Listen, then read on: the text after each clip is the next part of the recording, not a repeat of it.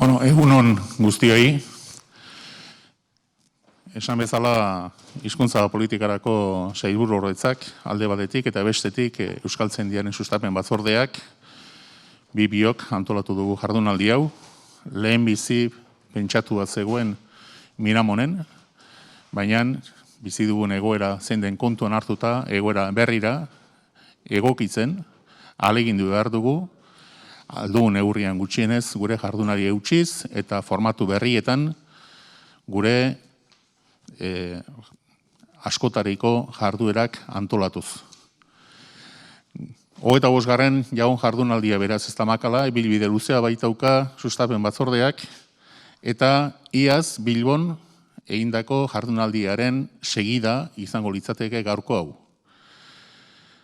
Entitate pribatuak nola eman zerbitzua euskaraz herritar eleaniztunei. Horixe da gaia, hemen daukat lehenengo izlaria, miren Dogaran, pertsona aski ezaguna, badira 30 bat urte, gutxienez nik segitzen dudanetik euskararekin igurtziak dituena, lehenbizi teknikari, alkatea ere izana da bere udalerrian, Berangon, eta ez hori bakarrik, horrezaz gainera, hainbat ardura hartu izan ditu, Bizkaiko Foru Aldundian, Eusko Jaurlaritzan, eta gaur egunean ere alan dihardu hizkuntza politikarako sailburu orde. Goan dut, 2005-2009 legealdian bere biziko garrantzia izan zuela, batez ere eremu pribatuan hizkuntzaren sustapenari ekitea, laniz programak, bikain ziurtagiria, eta orduan txere egin zen oso azterketa zabala eta sakona, batez ere antzemateko, aztertzeko, eremu pribatuen hizkuntzaren erabilera zertan zegoen, eta batez ere eremu pribatuetatik eskaintzen ziren zerbitzuak eta herritaren arteko harremana nondik norakoak baita ere zeintzun ziren antzemateko.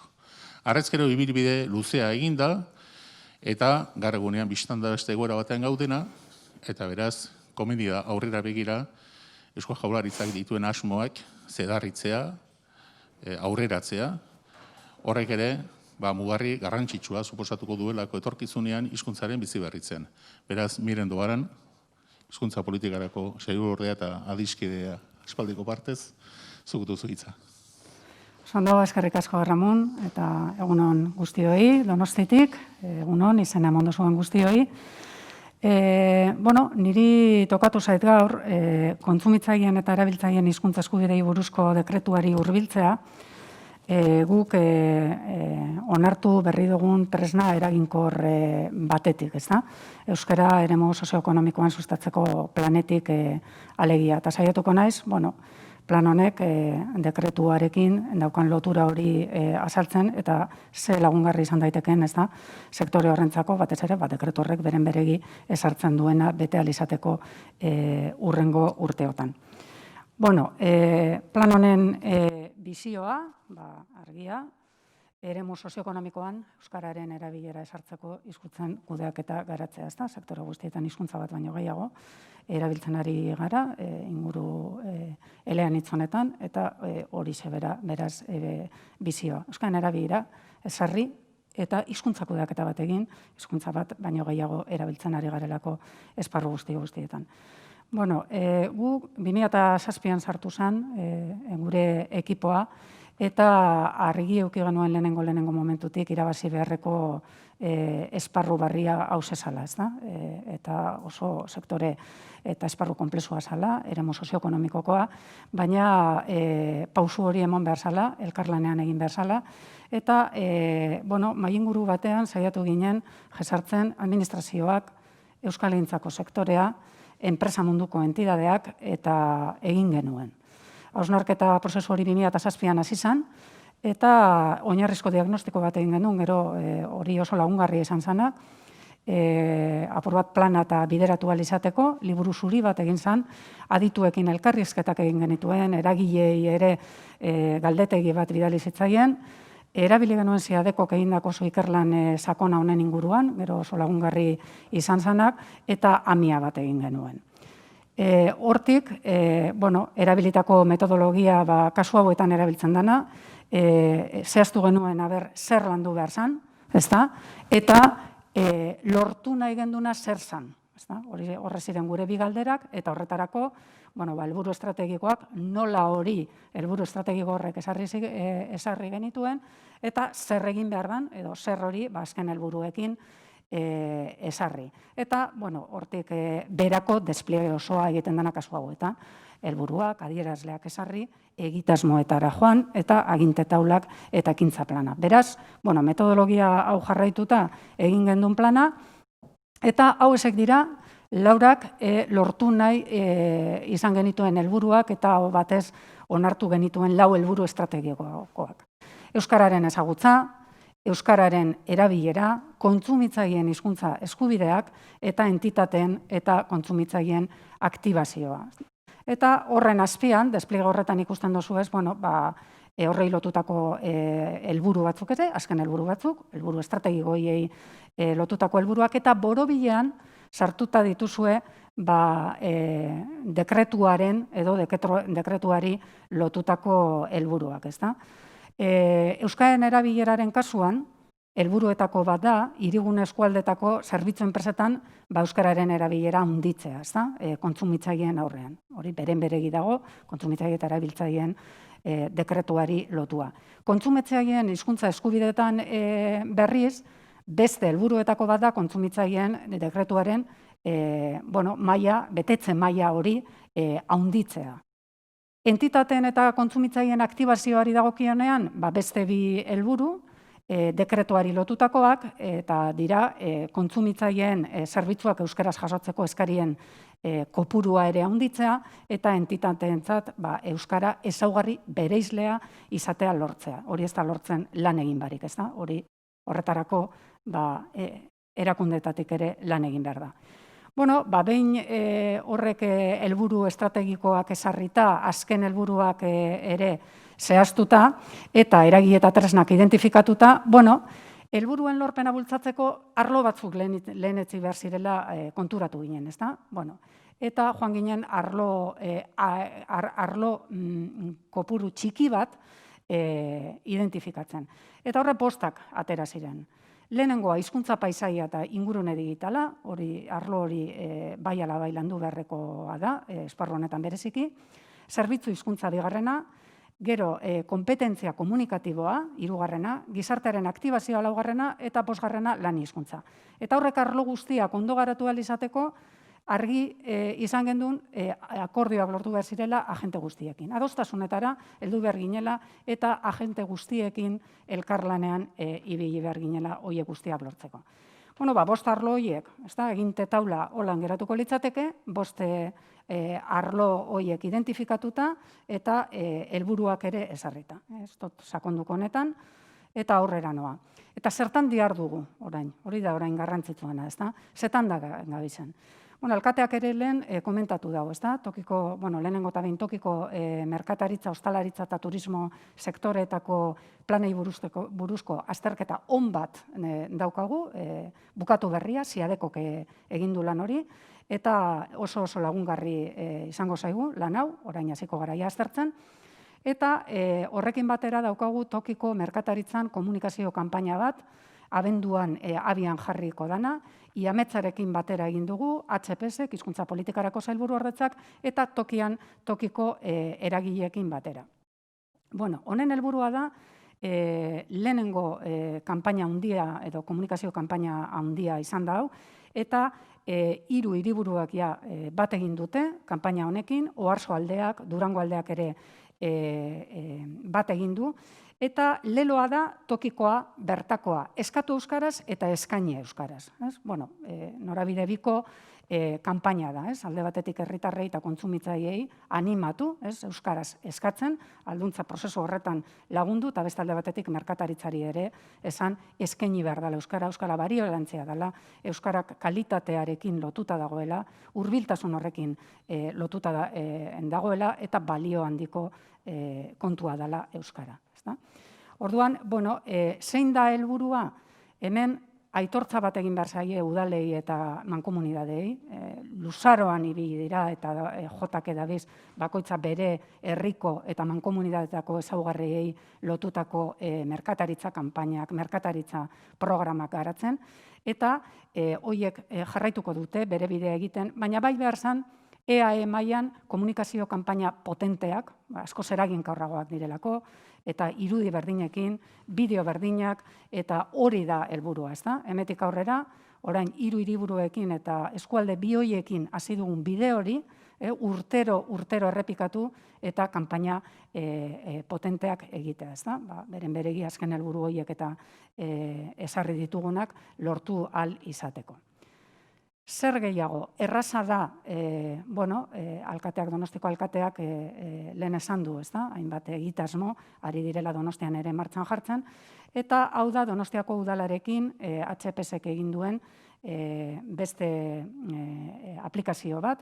Hau gehiago dago gaitasunari begira, kontuan hartu behar dugu eta sailburuak ere eman ditu datuak, ezta? Sektore honetan lan egiten ari dan jente asko eta askok ez dauka gaitasun mailarik euskaraz. Adin bat dauka, ez dauka gaitasun maila hori, eta ez da bere ezaugarrien gaitik ez da euskaltegietarako sistema honetara bideratuko ditugunak. Ez dira olakoak. Orduan zer behar dute? Euren lantokietara joan eta alik eta baliabide errezenekin bere lana eta gitxieneko baliabide hoiek eskaini beraien lana euskaraz egin ahal izateko. Eta hori posible da. Donostiako udalak bazuen esperientzia bat eta papelean zituen baliabide minimo hoiek eta egindana da osatu hori eta aplikazio batera ekarri. Momentu honetan merkataritzarako prestatuta daukagu, pilotaje bada eta helburu berdinarekin, ezta? Ondo aterazkero eta ebaluatu ostean EAE osora zabaltzea. Eta gero arlokako aplikazioak egitea. Fruta denda baten behar diren minimoak euskeraz hartatzeko, oso errez jarri daitezke aplikazio baten. Porque merkatari horiek eta hor daudenak ez ditugu euskaltegietara eroango. Joan gaitezen guk, saltokietara joan gaitezen sektore diferentengana hurbil gaitezen guk. Orduan, arlokako aplikazioak egitea da helburua, bakoitzari behar duena ematea, gitxieneko hoiek, baliabide hoiek eskaintzea, eta osatzea olako mapa bat bai merkataritzan eta bai ostalaritza osoan. Finantza entitateekin zer egiten ari gara, gero, nire lankideek azalduko dute, zein izan dan kontsumitzaile eta erabiltzaileen hizkuntza eskubidei buruzko dekretu horren bilakaera, baina hor ikusten da finantza entitateak hobetoen betetzen dutenak direla, ez da, dekretu hori hobetoen betetzen dutenak, ustatu honako 50 daudela. Finantza entitateekin egin duguna da foro bat, lehenengo aldiz daukagu foro baten lanean hilero bulegoak, EAE osoan bulegoak dituzten entitate finantziero guztiak, eta hauekin egiten ari garen lana da, eta nik balio handia ematen diot, hauen artean ikaragarrizko konpetentzia dagoelako, eta honek ez daukat inolako ohiturarik elkarlanean ibiltzeko, praktika honak elkartrukatzeko, ez daukat, ez da, ohitura hori. Eta kapaz izan gara, danak jesartzeko foro baten inguruan, hilero lan egiteko, eta praktika hon guztiak, danak ez daude, entitate guztiak ez daude euskararen erabilera prozesuan abiadura berdinean ez doaz, baina kapaz izan gara jesartzeko eta hor lan bat egiteko. Apostu sendoa da, horrek esan nahi du, entitate finantziero honek, prestigiozko sektore honek ikusten duela. Bat, herritarrak euskaraz doazela, orduan, bezero berriak eta lortzeko behar dala euskarak balio bat du, eta bezeroa fidelizatzeko ere euskara behar dela. Hau oso importantea da guretzako. Zer da helburua kasu honetan emunekin, gainera gure aholkularitza bat jartzen dugu lanean, beraiekin hilero lanean diharduetenak, eta egin nahi dana da, bateratu lan hori, formakuntza guztiak euskaraz egin behar direnak itzuli eta eman, praktika honak zabaldu beraien artean, eta kompetentzia hori sortu beraien artean. Hauen artean ja euskarak irabazi du esparru hori. Lortuta dago eta bakoitza joango da bere abiaduran. Eta zein da helburua? Foro honetan eta sektore honekin egin dugunak sektore guztietara zabaltzea. Hau da, dekretuaren eraginpean dauden sektore guzti horiekin pilotatu nahi dugu halako foro bat. Hilean jarraipena izango duenak eta hortxe daude, begira zelan egin behar dugun telefoniako etxeekin, garraioekin, foro guztietara joan eta lagundu. Eta behar dituzten beren beregiko tresnak abian jarri. Orduan da, pilotaje bat, gero balio izango duena hainbat sektoretan martxan jartzeko. Eta aurrera begira, zer? Lehen esan dut, 5 arlo identifikatuta daudela, aho batez, eta aginte taula horretan ikusi ditugu zeintzuk diren helburuak, ezarrita ditugun helburuak. Nik bakarrik komentatuko ditut beren beregi lotura dutenak kontsumitzaile eta erabiltzaileen dekretuarekin, ezta? Lehenengo arlo honetan hizkuntza paisaia eta ingurune digitala. Helburuetako bat zen enpresen inplikazioa indartzeko tresnak garatzea, eta hemen hizkuntza paisaian arazorik ez dago, bai ingurune digitalean. Gure enpresak, gure sektore guztiak digitalizatu dira, hemetik aurrerako prozesua arinago joango da, gainera, eta ingurune digitaleko programa asko ez dago euskeraz. Enpresa handiek eta kanpoan erosten dituzte, kudeaketa integralerako programak eta ingelesez edo gazteleraz daude. Ingurune digitalaren inguruko azterlan bat egin behar da, eta enpresek behar dutena eman. Itzuli eta eguneraketak egin, bestela ez dago modurik euskeraz lan egiteko, danak ari direlako enpresa programa horiekin lanean. Bigarren arlo hori garatu ahal izateko zerbitzu hizkuntzan, 4 helburu, ez da dekretuari lotutako 4 helburu. Ziurtagirien eskema egokitu bezeroen aukerak indartzeko. Badakizu guk bikain ziurtagiria daukagula, 3 ziurtagiri mota, eta berrikuspen bat egin behar zaio horri guztiari. Ez dakigu oinarrizko bikain horretara heltzeko bide horretan beste zeozer egin daiteken, beraz, bikain, berrikusi, berregokitu, eta bai euskarari, ziurtagiriari ere, balioa eman, eta osagarritasun hori, eta aztertu zein izan daiteken. Bezeroen eskubideak jakinarazi. Bezeroak aldundu behar dugu. Ikerlan guztietan eta azterlan guztietan ateratzen da, eskaria txikia da. Horretan ere entrenatu behar dugu, herritarra. Entrenatu, bai kanpainen bitartez, eta bai era guztietako programen bitartez. Eta elebide zerbitzua ere, kexak eta ipintzeko zerbitzua ere, sendotu eta horren inguruko kanpainak egin. Saltokien eta zerbitzu enpresekin lan egiteko foroak sustatu. Eta da, antzeko eskema, ez da? Apur bat entidade finantzieroekin eta merkataritzako marka handiekin daukagun eredu hori joan zabaltzen.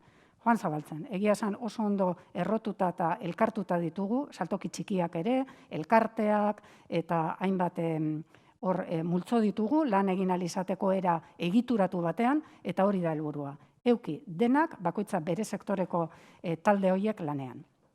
Bezeroen eskubideen zaintzarako tresnak indartu beste erakundeekin. Hemen euskaren erabilera eta ezagutza zabaltzeko kompetentzia danok daukagu, erakunde guztiak ditugu, eta koordinazio hori askoz gehiago hobetu behar da, eta lan egin kasu honetan eskubideen zaintzan, ez da?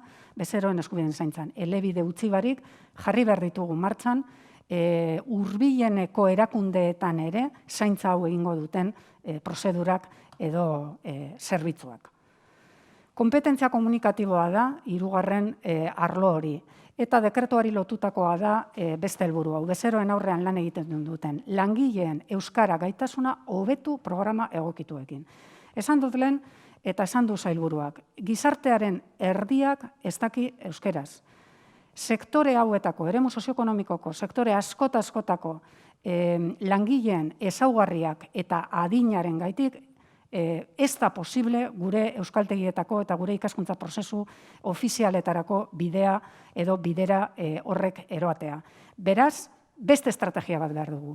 Gu hurbildu behar gara, beraien lantokietara, eta gaur egungo tresnak erabiliz. Aplikazioak, mugikorrerako aplikazioak, eta jarri helburu egingarriak. Ez dugu behar bebia edo ze bata egiaztatu behar duten programak, edo hori erraztuko duten programak. Programa egokituak eta tokian tokiko behar izanei lotutako baliabideak eskaini.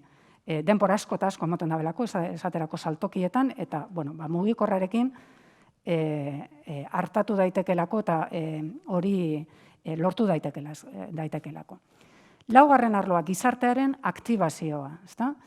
3 helburu dekretuari lotutakoak, lehenengo euskarazko zerbitzuen eskaera sustatzeko sentiberatze kanpainak bideratu, jarraitu behar dugu lanean horretan. Egia da, herritarrentzako nekeza dela, ezta? Ez daukagu ohiturarik eta hor ohiturak eta aldatzeko behar duzu laguntza bat, behar duzu animo bat, behar da motivazio bat, eta behar da alegin kolektibo bat egingo dugunaren ideia hori txertatu eta zabaltzea, ez? Horretan lan egin behar dugu. Sektore arteko foroak bultzatu, aktibazioa lortzeko, ezta? Lantaldeak eta eratu, hau lortu ahal izateko. Baita, euskaraldia da gizartearen aktibazioa lortzeko beste ekintzetako bat, ezta? Eta hor ikusi da, ariketa sozial olako masibo bat egiten danean, eta gero beste pausu bat eta eskatzen danean ariguneak eta sortzeko, hor ikusi da, 25.000 arigune lortu ditugu, ezta? Pandemia garai hauetan. Hori oso importantea da, horrek esan nahi du, jenteak, taldeka egindako ariketa bat eta proposatzen danean gehiago animatzen dela eta 25.000 atera dira. Hori da bidea, sakondu behar den bide horretan, eta enpresa eta puntako markekin akordioak lortu aktibazioa bultzatzeko. Hau oso garrantzitsua da, ez da? Azkenean, gure gizartean marka batzuk eta oso indarra handia daukate, eta hemen gainera oso aukera ona daukagu, modan dauden markak eta egunero erabiltzen ditugun marka hoietan lanean ari diren langileen ezaugarriak oso guretzako positiboak direlako, bat gazteak direlako, eta gazteak izan ezkero eta gainera bertakoak euskaldunak direlako, eta adibide bat jartzearren, Decathlonek egin duen bidea.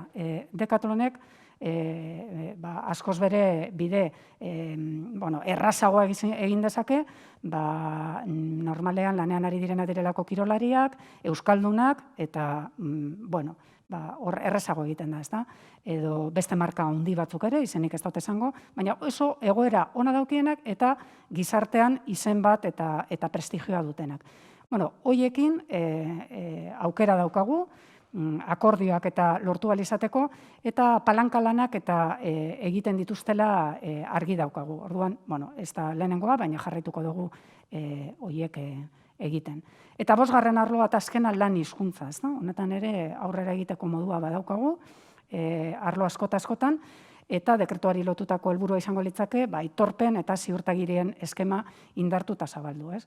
Enpresa batek edo edozein sektoreko elkarte batek egiten duenean alegin bat, nahi izaten du aitortza bat izatea, eta hor pentsatu behar dugu, bikainetik aparte eta ze aitortza eta zer egin daitekeen,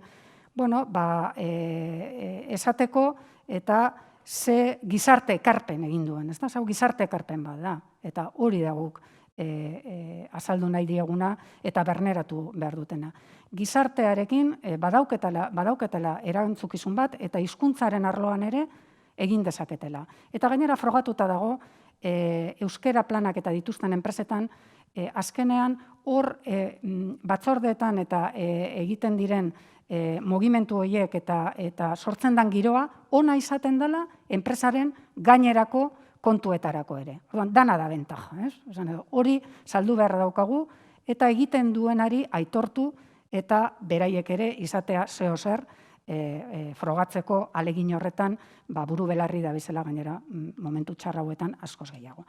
Holan geratuko litzateke, aginte taula hori 5 arlo horiek identifikatuta eta berdez, orain azaldu ditudan helburu horiek, dekretuari lotutako helburu horiek izango litzateke. Beraz, lanean ari gara, kriston aukera dago hemen, naiz eta eremu zaila izan, eta dinamika honetan jarraituz gero, probatuta ditugun pilotaje honek zabalduz gero, aukerak daude, hau guztia garatu ahal izateko, eta biherredoetzi kontsumitzaileen eta erabiltzaileen hizkuntza eskubideen inguruko ebaluaketa egiten dugunean, seguruenik askoz bedatu hobeak lortuko ditugu. Eskerrik asko.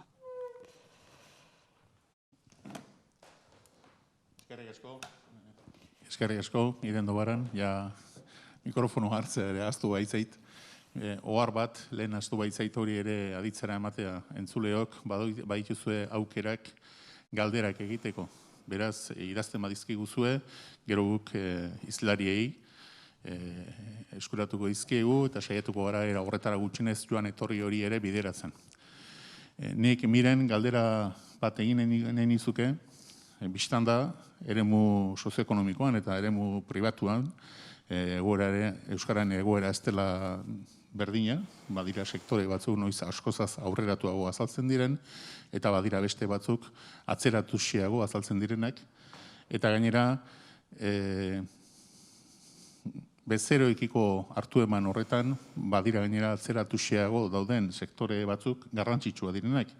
Beraz, pentsatzen dut zuek jarraibideak edo aurrera bideak behintzat proposatu dituzuenean, testu inguru hori ere aintzakotzat hartu duzuela.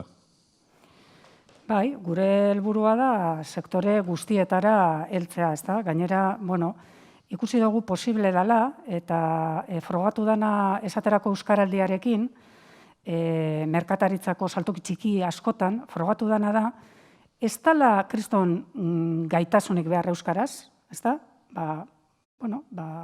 Egunean bezeroak hartatzeko euskaraz. Hor, gu personalki, nik bizi izan dut, ezta? Nire herrian, nik farmazira joan naiteke orain, farmazi berdinera, lehenengo edizioa, euskaraldiaren lehenengo edizioa egin zanetik, farmazi berdinera noa, eta frutadendara. Eta klas hor aldaketa eginda, ezta?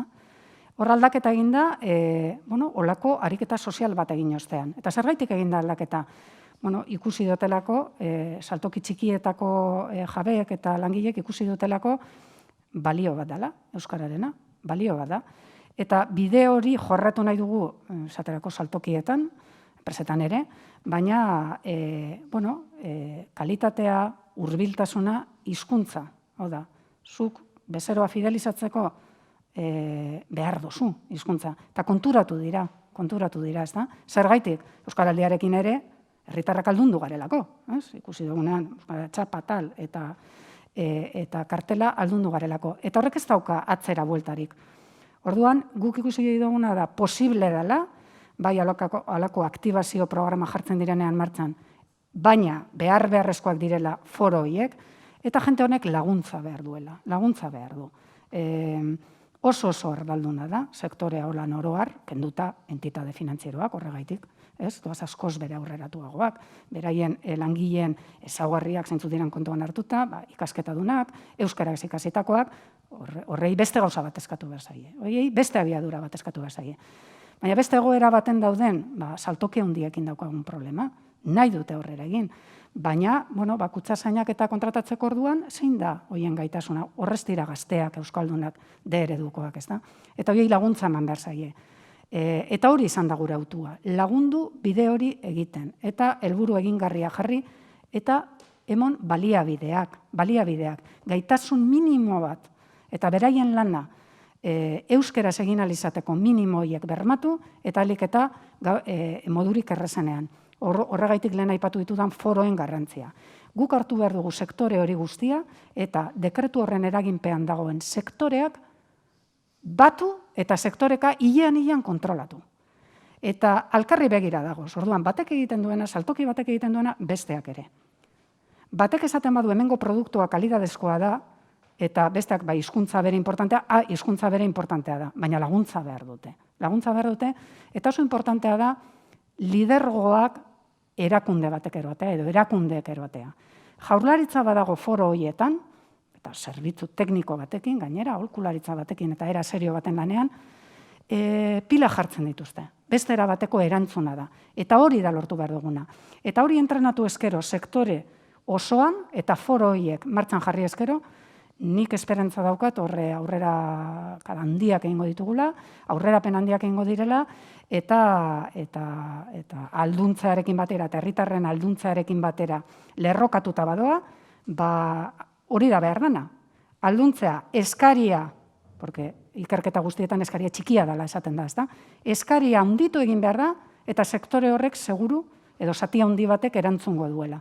Orduan, elkarlana, lan serioa, foroen arteko egiturak eta potente bat, ziurtagiriak eta aitortza. Eta gero torriko dira gerokoak, eta seguru nago aurrera ingo dugula dekretuaren betearazpenen. Azken galdera bat, hurrengo saioari bidea eman aurretik, aipatu duzu saretzearen beharra, eta hor badago alde batetik Eusko Jaurlaritza, Foru Aldundiak, gero mankomunitateetan badira euskal zerbitzuak eta udaletan ere bai. Bizka nola aurreikusita dago ekimena, oro hartzailea izan dadin eta alde diferentetatik alako koordinazio, jardun bat bintzat bideratu alizateko. Bueno, osagarritasuna eta adostea, osagarritasuna behar da, kontuan hartuta udalek ere 2016ko udalaren legearen ostean kompetentzia osoak dituztela, euskararen ezagutza eta erabilera sustatzeko, eta errespetua, ez da, merkataritzan eta esparru honetan, urte asko daramatzate udalek eta mankomunitateak lan egiten. Eta gainera oso programa egokiekin, beraiek inok baino hobeto ezagutzen dituztelako, ez da? Beraien herriak, beraien merkataritza eta saltokien eta ostalaritzaren ezaugarriak, eta oso programa eraginkorrak izan dira, leku askotan, eta horre egin behar duguna da praktiken elkartrukaketa bat, eta gero egin behar duguna da beraiekin ondo adostu, zer dan importantea Jaurlaritzatik egitea, ez da? Hor beraiekin hitz egiten dugunean, esaterako oso argi ikusi zuten kanpaina potenteak egin behar direla EAE osorako. Hau da, mezuak eraginkorrak izateko, izan behar dela gauza bat, masiboa, erabilitalik eta, beraiek ez daukate, aukera hori askotan, eta izan behar dela gauza bat adostua, baina mezuak etorri daitezela goitik, ez da? Baina gero foroak eta alako dimentsio dun foroak eta kudeatzeko udalek edo foru aldundiak ez daukate. Ez daukate baliabiderik, ez daukate behar bada gaitasun hori egin alizateko eta ez dagokie beraiei. Hori guk hartu behar dugu eta argi dago. Foro guztien kudeak eta guk hartu behar dugu eta gero utzi beraiei tokian tokiko desberdinak direlako tokian tokiko programak egiten. Baina beti akobaren bitartez eta erakunde guztiak batzen garen batzorde horretatik koordinatu zer egingo duen batek, zer egingo duen besteak, eta elkarri eman ondo atera diren praktikak, ondo atera diren programak, eta gero goitik euskaraldia, aktibazioa, kanpaina handiak, eta hori behar beharrezkoa da. Adostasuna eta elkarrekin ondo identifikatu zer egingo duen bakoitzak.